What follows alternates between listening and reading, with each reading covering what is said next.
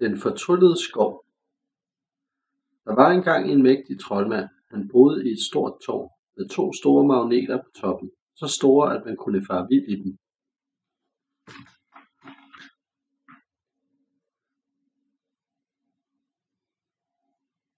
I den fortryllede skov boede der 2 magiske væsener.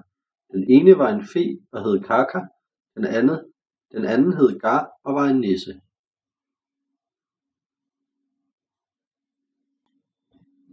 Den fortryllede skov blev dunkel af sort magi fra troldmandens tårn. Den store svamp måtte flytte fra den fortryllede skov. Kaka og Gar besluttede at drage afsted mod troldmandens tårn for at fortælle ham om den sorte magi, der gjorde skoven dunkel. Men først måtte de finde vej gennem troldmandens labyrint.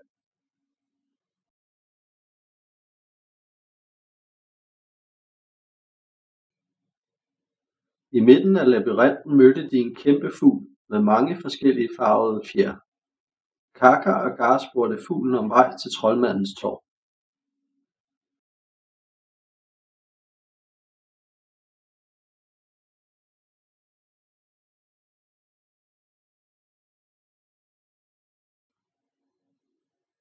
Den mangefarvede fugl kendte ikke vejen. Kaka og Gar vidste ikke, hvad de skulle gøre.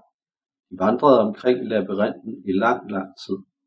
De mødte fuglen igen. Denne gang spurgte de, om fuglen kunne flyve. Den mangefarvede fugl svarede, at hvis de kunne finde den magiske sten, så kunne den. Og uden den magiske sten ville troldmanden ikke lukke dem ind. Kaka og Gar havde tilfældigvis fundet den magiske sten på deres vandring i labyrinten.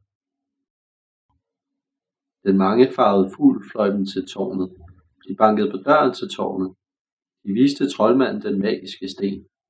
Troldmanden spurgte, hvad de ville i troldmandens tårn.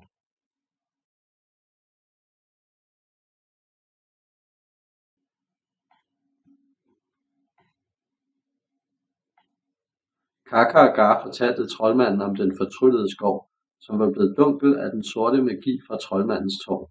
Troldmanden fortalte Kaka og Gar, at de kunne få lov at bo på hans himmelslot. Den mangefarvede fugl fløj dem til slottet, hvor de boede lykkeligt til deres dages ende.